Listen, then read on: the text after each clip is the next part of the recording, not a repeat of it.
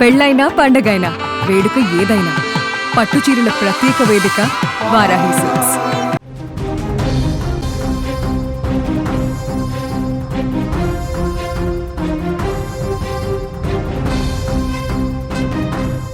Boeing 7878 ఇంత పెద్ద విమానం కుప్పకూలిపోవడానికి కారణాలేంటి? ఇంత పెద్ద విమానం ఇది ఎయిర్ ఇండియాలోనే అతిపెద్ద విమానం. ఈ విమానం అహ్మదాబాద్ నుంచి లండన్ బయలుదేరింది. అహ్మదాబాద్ ఎయిర్పోర్ట్లో ఎగరగానే కుప్పకూలిపోయింది. అదొక మెడికల్ కాలేజీ పైన పడిపోయింది. ఇంత పెద్ద విమానాన్ని చెక్ చేయకుండా టేకాఫ్ చేశారా? ఈ విమానాన్ని ఎటువంటి భద్రతా చెకింగ్ లేవా? ఎందుకు కుప్పకూలింది?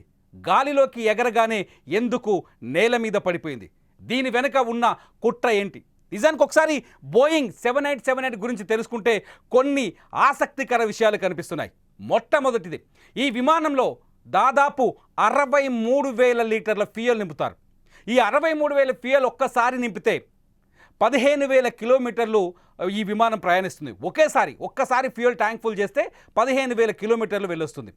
ఇది అహ్మదాబాద్ నుంచి బయలుదేరితే లండన్ వెళ్ళి తిరిగి మళ్ళీ అహ్మదాబాద్ వచ్చే వరకు ఈ విమానంలో మళ్ళీ ఫ్యూయల్ నింపాల్సిన పనే లేదు.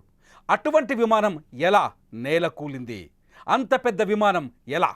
సాంకేతిక లోపమా? సాంకేతిక లోపం ఉంటే టేకాఫ్కు ముందే ఎన్నో పరీక్షలు చేస్తారు. మరి సాంకేతిక లోపం ఉన్న విమానానికి ఎగిరేందుకు ఏటీసీ ఎలా అనుమతి ఇచ్చింది? ఇటువంటి సందేహాలు కలుగుతున్నాయి. ఒక్కసారి గుజరాత్లోకి వెళ్తే విజువల్స్ చూడండి. మీరు విజువల్స్ ఒక్కసారి చూస్తుంటే ఆ విమానం కూలిన సీన్ చూస్తుంటే ఖచ్చితంగా అనుమానం కలుగుతోంది. ఈ విమానం కూలిపోవడం వెనుక ఏదో అతిపెద్ద కుట్ర ఉందా అనే అనుమానం కలుగుతోంది. ఈ విమానంలో ప్రమాదం జరిగే సమయంలో మొత్తం 244 మంది ఉన్నారు క్రూతో కలుపుకొని. ఇందులో ఇండియన్స్ 169 మంది ఉన్నారు. ఏకంగా గుజరాత్ మాజీ సీఎం కూడా ఇందులోనే ఉన్నారు. గుజరాత్ మాజీ సీఎం విజయ్ రూపానీ ఈ విమాన ప్రమాదంలో అసువులు బాశారు. ఒకసారి స్పాట్లోకి వెళ్తే ఆ మంటల్ని చూస్తుంటే ఫ్లైట్లో ఉన్న వాళ్ళెవ్వరూ బతికిన దాఖలాలు కనిపించట్లేదు. ఆ ఫ్లైట్ మండిన తీరు చూస్తే, పేలిన తీరు చూస్తే, ఒకసారి పేలు ప్రభావాన్ని చూస్తే, ఒకసారిగా బ్లాస్టింగ్ సీన్ చూస్తే, ఆయిల్ ఎట్లయితే విమానంలో ఎట్లయితే ఆయిల్ ఉందో ఆ ఫ్యూయల్ ఒక్కసారిగా మండిపోయి అందులో ప్రతి ఒక్కరు బ్లాస్ట్ అయిపోయారు. కొన్ని విజువల్స్ మేము చూపించలేకపోతున్నాం. ఆ విజువల్స్ చూస్తే మీరు కన్నీళ్లు పెట్టుకుంటారు. ఆ దృశ్యాలను చూస్తే మీరు ఏడుస్తారు. ఎందుకంటే భారతదేశంలో ఇంత పెద్ద విమాన ప్రమాదం మునుపెన్నడూ జరగలేదు. ఇంత పెద్ద ట్రాజడీ ఇదివరకు ఎప్పుడూ లేదు. చూడండి, ఒక్కసారి విమానం కుప్ప కూలిన తర్వాత ఒక హాస్టల్ ఉంది. అక్కడ బీజే మెడికల్ కాలేజ్ ఉంది. ఎయిర్పోర్ట్ కానుకొనే బీజే మెడికల్ కాలేజ్ ఉంది. ఆ కాలేజీ హాస్టల్ పైన విమానం కుప్పకూలింది. ఆ కాలేజీ హాస్టల్ పైన కుప్పకూలడంతో విమానంలో ఉన్న 244 మందే కాదు, హాస్టల్లో ఉన్న ట్రైనీ డాక్టర్స్ ఎంతో కష్టపడి చదువుకొని అక్కడ వైద్య విద్యను అభ్యసించేందుకు వచ్చారు. ఆ ట్రైనీ డాక్టర్స్ కూడా ఈ విమాన ప్రమాదంలో ప్రాణాలు కోల్పోయారు. ఇప్పటికి అందుతున్న సమాచారం ప్రకారం డాక్టర్లే 40 మంది చనిపోయినట్టుగా మాకు సమాచారం అందుతుంది. ఇంకా అప్డేట్స్ ఇవ్వాలి. అక్కడ నుంచి మా ప్రతినిధి హరిని ఉన్నారు. అక్కడ నుంచి ఎప్పటికప్పుడు మాకు మొబైల్ ద్వారా, ఫోన్ ద్వారా అప్డేట్స్ అందిస్తున్నారు. కొద్దిసేపట్లో హరిని విమాన ప్రమాద స్థలానికి చేరుకోబోతున్నారు. కొద్దిసేపట్లో మీకు గుజరాత్ నుంచి సుమన్ టీవీ ప్రత్యక్ష ప్రసారాన్ని అందించబోతుంది. మా రిపోర్టర్ హరిని అక్కడికి వెళ్తున్నారు. ఒకసారి విజువల్స్ పరిశీలిద్దాం. విమానం కూలిన హాస్టల్ విజువల్స్ చూడండి ఒకసారి. అక్కడ ఒక్కసారిగా హాస్టల్ ముందు జనం భారీ ఎత్తున గుమికూడారు. అక్కడ ఉన్న జనాన్ని, అంటే హాస్టల్లో ఉండి గాయపడ్డ వారిని తరలించే ప్రయత్నం చేస్తున్నారు. ఒక లాంగ్ షాట్ కనిపిస్తోంది. విమానం కూలిన తర్వాత పొగ ఆకాశాన్ని తాకినట్టుగా విమానం వెళుతున్న వీడియో ఒకటి కనిపిస్తుంది. ఇటు రెండో బాక్స్లో చూడొచ్చు మీరు. హాస్టల్లో కూలిపోయిన బంగ్లాని చూడొచ్చు. హాస్టల్ గదులకు ఎలాంటి పెద్ద రంధ్రాలు ఏర్పడ్డాయి. ఒకసారి ఫుల్ స్క్రీన్లో చూపించే ప్రయత్నం చేస్తే హాస్టల్ గదిని చూస్తే ఒక్కసారిగా అక్కడ పరిస్థితిని అర్థం చేసుకోవచ్చు. ఊహించని ఈ ప్రమాదం. ఒకసారి చూడండి హాస్టల్ ఎలా కూలిపోయిందో మీరు విజువల్స్లో అబ్జర్వ్ చేయొచ్చు. విమానం నేరుగా బిల్డింగ్లోకి దూసుకెళ్ళింది. గతంలో వరల్డ్ ట్రేడ్ సెంటర్ పైన ఎవరైతే ఎవరైతే అల్ ఖైదా విమానాల దాడి చేసినప్పుడు బిల్డింగ్ని ఎలా తాకాయో సేమ్ అదే విధంగా ఇక్కడ కూడా తాకింది. ఒకసారి బోయింగ్ గురించి తెలుసుకుందాం. ఇది బోయింగ్ ఎయిర్ ఇండియాకు సంబంధించిన బోయింగ్ విమానం. ఈ విమానం 7878 169 మంది భారతీయులు ఉన్నారు. ఇందులో విమానం టేకాఫ్ అయ్యే సమయంలో 53 మంది బ్రిటన్ పౌరులు ఉన్నారు. ఎందుకంటే ఇది లండన్ బయలుదేరింది, అహ్మదాబాద్ నుంచి బ్రిటన్ పౌరులు ఉన్నారు. ఇందులో 7 పోర్చుగల్ పౌరులు ఉన్నారు, 1 కెనడియన్ ఉన్నారు. అయితే విమానం టేకాఫ్ అయిన 2 నిమిషాల్లోనే మేడే అని ఒక కాల్ ఏటీసీకి వచ్చింది. ఏటీసీ తిరిగి పైలట్ని సంప్రదించే లోపే విమానం కుప్పకూలిపోయింది. పైలట్కు కనెక్ట్ కాలేదు. అసలు మేడే అంటే ఏంటి అని ఒకసారి ఎంక్వైరీ చేస్తే ఎప్పుడైనా విమానం విపత్కర పరిస్థితుల్లోకి వెళ్ళినప్పుడు, అత్యవసర పరిస్థితుల్లోకి వెళ్ళినప్పుడు ఇమీడియట్లీ పైలట్ ఏటీఎస్కి సమాచారం అందిస్తారు. ఆ సమాచారాన్ని మేడే అని 3 సార్లు చెప్తారు. ఆటోమేటిక్గా విమానం ప్రమాదంలో ఉన్నట్టుగా ఏటీసీ గుర్తిస్తుంది. కానీ ఇక్కడ కాపాడలేని సిచ్యువేషన్ ఏర్పడింది. ఎందుకంటే ఎయిర్పోర్ట్ నుంచి కనీసం 500 మీటర్లు కూడా దూరం వెళ్ళలేదు విమానం. 500 మీటర్ల లోపే విమానం కుప్పకూలింది. అనుమానాలు అక్కడే కలుగుతున్నాయి. ఎందుకు అనుమానాలు కలుగుతున్నాయంటే ఇంత పెద్ద విమానం చెక్ చేసిన తర్వాతే ఎయిర్పోర్ట్ నుంచి పైకి ఎగురుతుంది. చెకింగ్ లేకుండా వెళ్ళదు. సాధారణంగా మనం ఫ్లైట్ ఎక్కేటప్పుడు మనం ఒక్కసారి అబ్జర్వ్ చేయాలి. మన లగేజ్ చెక్ అవుతుంది, మనుషుల్ని చెక్ చేస్తారు, రకరకాల చెకింగ్స్ ఉంటాయి. అటువంటిది ఫ్లైట్ స్టార్ట్ అయిన తర్వాత ఫ్లైట్ని ఎన్ని రకాలుగా చెక్ చేస్తారు ఒకసారి చూడండి. గాలిలోకి వెళ్ళి ఎగిరిన తర్వాత విమానం చాలా ప్రమాదానికి గురైతుంది, ఎంతోమంది ప్రాణాలకి కారణమవుతుంది. కాబట్టి ఆ విమానాన్ని పూర్తి స్థాయిలో చెక్ చేశారు. ఒకసారి ఎంక్వైరీ చేస్తే అహ్మదాబాద్ ఎయిర్పోర్ట్లో కూడా ఈ బోయింగ్ 7878 విమానాన్ని కూడా పూర్తి స్థాయిలో ఎంక్వైరీ చేసినట్టుగా కనిపిస్తోంది. దీనికి కావాల్సిన ఫ్యూయల్ని చెక్ చేశారు, టైర్లను చెక్ చేశారు, దానికి కావాల్సిన టెక్నికల్గా అన్ని రకాల క్లియరెన్స్ తీసుకున్న తర్వాతే విమానాన్ని టేకాఫ్కు పంపించారు. ఇక్కడ గ్రౌండ్ టీం కూడా చాలా నిబద్ధతతో పనిచేసినట్టుగా కనిపిస్తుంది. అయితే లోపం ఎక్కడుంది? నిజంగా ఈ విమానం కూల్చివేత వెనక ఏదైనా ఉగ్ర కుట్ర ఉందా? ఇక్కడ అనుమానించాల్సింది అదే. ఎందుకంటే ఉగ్ర కుట్టే ఉండే అవకాశం ఉండొచ్చు. భారత్ పాకిస్తాన్ మధ్య జరిగిన ఉద్రిక్తతల నేపథ్యంలో, కొద్ది రోజుల క్రితం ముగిసిన ఉద్రిక్తతల నేపథ్యంలో ఈ విమానం కూల్చివేతకు ఏమైనా కుట్ర చేసి ఉంటారా? అక్కడ విజయ్ రూపానీ ఉన్నాడు, మాజీ సీఎం, బీజేపీలో కీలక నేత. రూపానీని అంతం చేయడానికి లేకపోతే ఆయన మీద కక్ష తీర్చుకోవడానికి ఎవరైనా కుట్ర చేసుంటారా? ఇటువంటి సందేహాలు కలుగుతున్నాయి. ఒక్కసారి ఈ సందేహాల్ని చదువుతూ వెళ్తాను నేను. గుజరాత్ విమాన ప్రమాదంపై అనేక అనుమానాలు వ్యక్తమవుతున్నాయి. ప్రమాదం వెనుక పాకిస్తానీ హస్తం ఉందనే అనుమానం కూడా కలుగుతోంది. విమాన ప్రమాదంపై విమానయాన శాఖ కూడా అనుమానాలు వ్యక్తం చేస్తుంది. టేకాఫ్ అయిన 5 నిమిషాలకే ఎలా ప్రమాదం జరుగుతుంది? టేకాఫ్కు ముందు విమానంలో అన్ని పరీక్షలు పూర్తి చేస్తారు. అంత క్లియర్గా ఉందని సిబ్బంది గ్రీన్ సిగ్నల్ ఇచ్చిన తర్వాతే విమానం టేకాఫ్ అవుతుంది. అలాంటిది విమానం బయలుదేరిన 5 నిమిషాలకే ఘోర ప్రమాదం జరగడంపై అనేక అనుమానాలు కలుగుతున్నాయి. అనుమానం 1, విమానం టేకాఫ్ సమయంలో అక్కడ పనిచేసే సిబ్బంది విమానాన్ని పూర్తిగా చెక్ చేస్తారు. విమానం బయలుదేరే ముందు సురక్షితమైన సజావుగా విమాన ప్రయాణం కోసం అనేక ముఖ్యమైన అంశాలను జాగ్రత్తగా తనిఖీ చేస్తారు. ఈ తనిఖీలు పైలట్లు, గ్రౌండ్ సిబ్బంది, ఇంజనీర్లు చేస్తారు. ఈ ప్రక్రియను సాధారణంగా ప్రీ ఫ్లైట్ ఇన్స్పెక్షన్ అని పిలుస్తారు.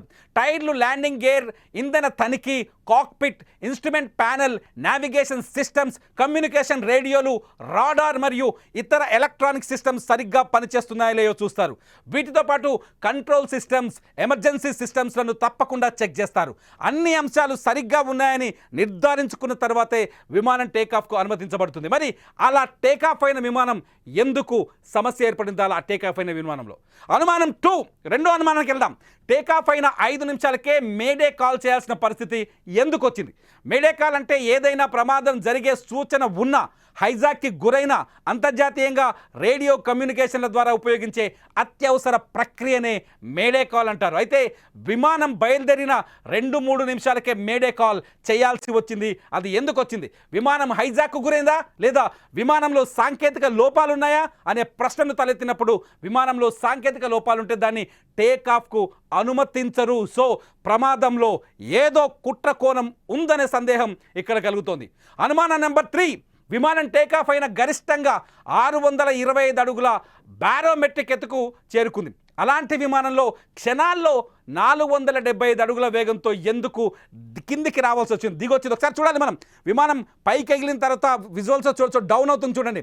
అలా ఎందుకు అంటే 467 మీటర్ల పైకి వెళ్ళిన విమానం, 667 మీటర్ల పైకి వెళ్ళిన విమానం ఒక్కసారిగా 625 మీటర్ల పైకి ఎదిగిన విమానం ఒక్కసారిగా 475 మీటర్లకు ఎందుకు డౌన్ అయింది? అదే ఇక్కడ అనుమానానికి కారణమవుతుంది. మరి పైలట్లు ముందు అంటే ఎమర్జెన్సీ పరిస్థితి అయితే పైలట్లు ముందే గుర్తిస్తారు, మరి ఎందుకు గుర్తించలేదు? ఇందులో కూడా ఏదో అనుమానం ఉందనే సందేహం కలుగుతుంది. అనుమానం number 4, aviation safety network database ప్రకారం బోయింగ్ 787 రకం విమానానికి ప్రపంచ చరిత్రలో ఇదే మొట్టమొదటి ప్రమాదం అని తెలుస్తోంది. అయితే పాకిస్తాన్తో భారత్ యుద్ధ మేఘాలు అలుముకున్న నేపథ్యంలో ఇలాంటి ప్రమాదం జరగడం అనుమానాలకు దారితీస్తోంది.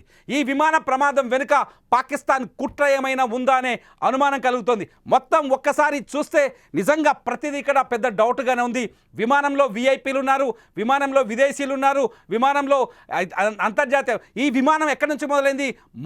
ప్రధాని మోదీ సొంత రాష్ట్రంలో మొదలైంది. మోదీని టార్గెట్ చేసే ఈ ఉగ్ర కుట్రకి ఏమైనా ప్లాన్ చేశారని అనుమానాలు కలుగుతున్నాయి. ఎందుకంటే ఎయిర్పోర్ట్స్ అథారిటీ కూడా ఈ అనుమానాన్ని వ్యక్తం చేస్తుంది. ఇంత పెద్ద 787 అంటే చిన్న విషయం కాదు, చిన్న విమానం కాదు, 244 మందిని తీసుకొని పోతున్న విమానం. అటువంటి విమానం కోసం ఎన్ని పరీక్షలు చేసుంటారు? ఈ పరీక్షలు చేసిన తర్వాతనే విమానం పంపిస్తారు. ఒక్క సెన్స్ ఈ విజువల్ చూడండి ఒకసారి. ఆ హాస్టల్ లోపలి ఫొటోస్ ఇప్పుడే ఫ్రెష్ విజువల్స్ మీరు చూస్తున్నారు. లేటెస్ట్ ఫొటోస్ చూస్తే కన్నీళ్ళు వస్తున్నాయి. అక్కడ డెడ్ బాడీస్ అన్నీ కాలిపోయి ఉన్నాయి. కొందరి దేహాలు ముక్కలై తెగిపడి ఉన్నాయి. మీకు యూట్యూబ్ రూల్స్ ప్రకారం మేము చూపించలేం, కానీ ఆ సిచ్యువేషన్ని, ఆ భీతావాహ పరిస్థితిని మీ కళ్ళ ముందు పెట్టే పరిస్థితి చేస్తాం. ఒకసారి మా ఆన్లైన్ ఎడిటర్ చెప్తాను, ఫుల్ వీడియో వేయమని చెప్పేసి ఒకసారి చూడండి. హాస్టల్లో ఉన్న సిచ్యువేషన్ని ఫుల్ వీడియోలో చూడండి. ఒకసారి అక్కడ చూడండి, ప్రమాదం జరిగిన ప్రాంతంలో అక్కడ సహాయక చర్యలు కొనసాగుతున్నాయి. అక్కడ నేలంతా బద్దలైపోయింది, విమానం ముక్కలైపోయింది, చిన్న పీసెస్గా మారిపోయింది. అంటే ఖచ్చితంగా ఇక్కడ ఏదో కుట్ర ఉందనే అనుమానం కలుగుతోంది. హాస్టల్ ముందు కొన్ని కార్లు పార్క్ చేస్తున్నాయి, ఆ కార్లు కూడా బూడిదైపోయిన విజువల్స్. హాస్టల్ లోపల పిల్లలు క్యాంటీన్ అది, ఆ క్యాంటీన్లో కూడా చూడండి ఆ క్యాంటీన్ ఎలా బూడిదైపోయిందో. ఒక్కసారి సిచ్యువేషన్ చూస్తే ఎవరికైనా కన్నీళ్ళు వస్తాయి. ఒక్కటి కాదు, రెండు కాదు, ఆ ఫ్లైట్లో ఉన్న 244 మంది పరిస్థితి ఏంది? ఇప్పటికైతే మరణాల సంఖ్య 100కు దాటింది, 150 దాకా వచ్చినట్టుగా కొంత సమాచారం అందుతోంది. అధికారికంగా ఈ మరణాల సంఖ్యను ధృవీకరించాల్సింది. హాస్టల్లో దాదాపు 40 నుంచి 50 మంది విద్యార్థులు ఉన్నట్టుగా మా ప్రతినిధి హరిణి అక్కడి నుంచి మాకు సమాచారం అందిస్తోంది.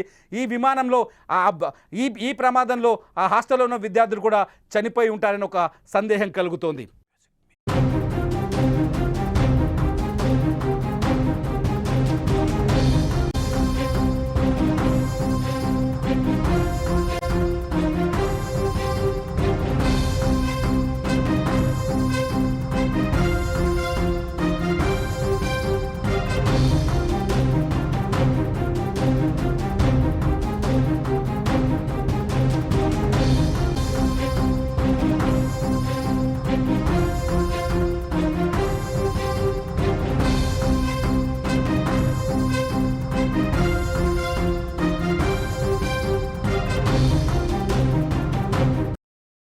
ఇది ఒక్కసారి డౌట్స్ ఇన్ని డౌట్స్ కలుగుతున్నాయి. ఖచ్చితంగా ఈ విమాన ప్రమాదం వెనుక ఏమైనా పాక్ కుట్ర ఉందా, ఉగ్ర కుట్ర ఉందా అనే సందేహాలు కలుగుతున్నాయి. కుట్ర ఉందని చెప్పడానికి అనేక సందేహాలు ఉన్నాయి. ఎందుకంటే విమానాన్ని పూర్తి స్థాయిలో చెక్ చేసిన తర్వాతే టేకాఫ్కి అనుమతించారు. టేకాఫ్ అయిన కొద్దిసేపటికే విమానం ఎందుకు కుప్పకూలింది? 625 మీటర్ల ఎత్తు నుంచి పైకెళ్ళిన విమానం ఒక్కసారిగా 475 మీటర్లకు ఎందుకు పడిపోయింది? అది కూడా ఒక బిల్డింగ్ని టార్గెట్ చేసి, అంటే ఎయిర్పోర్ట్ దాటగానే విమానాన్ని కూల్చేయడానికి ఏమైనా ప్రయత్నాలు జరిగాయా, లేకపోతే విమానంలో సాంకేతిక లోపాలు ఉంటే ఎవరైనా గుర్తించలేకపోయారా, లేకపోతే గ్రౌండ్ టీమ్ సరైన చెక్ చేయకుండా విమానాన్ని టేకాఫ్కి అనుమతించారా? సాధారణంగా విమానాశ్రయాల్లో విమానాన్ని టేక్ అయ్యే ముందు ఎట్టి పరిస్థితుల్లో గ్రౌండ్ టీమ్ పూర్తి స్థాయి పరిశోధనలు చెక్ చేస్తుంది. పూర్తి స్థాయిలో చెకింగ్ చేసిన తర్వాతే విమానాన్ని టేకాఫ్కి అనుమతిస్తారు. కానీ ఇక్కడ కూడా ఎందుకంటే చిన్న విషయం కాదు ఇది. ఇక్కడ నుంచి అహ్మదాబాద్ నుంచి ఈ విమానం లండన్ వరకు వెళ్ళాల్సిన అవసరం ఉంది. అయితే ఈ విమానంలో విఐపీలు ఉండడం ఇక్కడ సందేహాలకు కారణమవుతుంది. చనిపోయిన వారిలో గుజరాత్ మాజీ ముఖ్యమంత్రి విజయ్ రూపాని కూడా ఉన్నారు.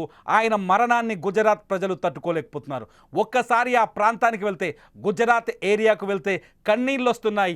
ఒక్కసారి అక్కడ జనాల ఎందుకంటే ఫ్లైట్ ఎక్కిన కొద్దిసేపటికి కుప్పకూలిపోయింది. ఫ్లైట్ దేరిన అంటే విమానంలో వాళ్ళ బంధువుల్ని కావచ్చు, స్నేహితుల్ని కావచ్చు, పిల్లల్ని కావచ్చు, కుటుంబ సభ్యుల్ని కావచ్చు విమానాశ్రయంలో దించి వాళ్ళకి సెండ్ ఆఫ్ ఇచ్చి కనీసం వాళ్ళు ఇళ్లకు చేరుకున్నారో లేదో అప్పుడే ఈ విమాన ప్రమాద వార్త వాళ్ళ మొబైల్ ఫోన్లకు చేరుకుంది. ఈ విమాన ప్రమాద దృశ్యాలు వాళ్ళ ఫోన్లలో కనిపిస్తున్నాయి. ఈ విమాన ప్రమాదానికి సంబంధించిన సమాచారం వాళ్ళ గుండెల్లో బాంబుల్ని పేల్చాయి. ఈ విమాన ప్రమాదం జరగడానికి కారణాలేంటనే బాధ, ఒకసారి తమ మనుషులు చనిపోయారంటే తట్టుకోలేని స్థితి ఉంటుంది. కాబట్టి ఖచ్చితంగా ఈ విమాన ప్రమాదం వెనుక ఏదో కుట్ర ఉంది అనే అనుమానం మాత్రం కలుగుతోంది. చూస్తూ ఉండండి, గుజరాత్ అహ్మదాబాద్ విమాన ప్రమాదానికి సంబంధించిన అప్డేట్ వీడియోస్ మీకు ఎప్పటికప్పుడు Suman TV live and Suman TV digital live ద్వారా మీకు అందిస్తున్నాం. గుజరాత్లో ఉన్న అహ్మదాబాద్ విమానాశ్రయాన్ని అతి కొద్ది సేపట్లోనే మేము చేరుకునే ప్రయత్నం చేస్తున్నాం. అక్కడి నుంచి మీకు లైవ్ ద్వారా పూర్తి పరిస్థితిని అందించే ప్రయత్నం చేస్తాం. చూస్తూనే ఉండండి ప్రత్యక్ష ప్రసారాల కోసం Suman TV live and digital news live.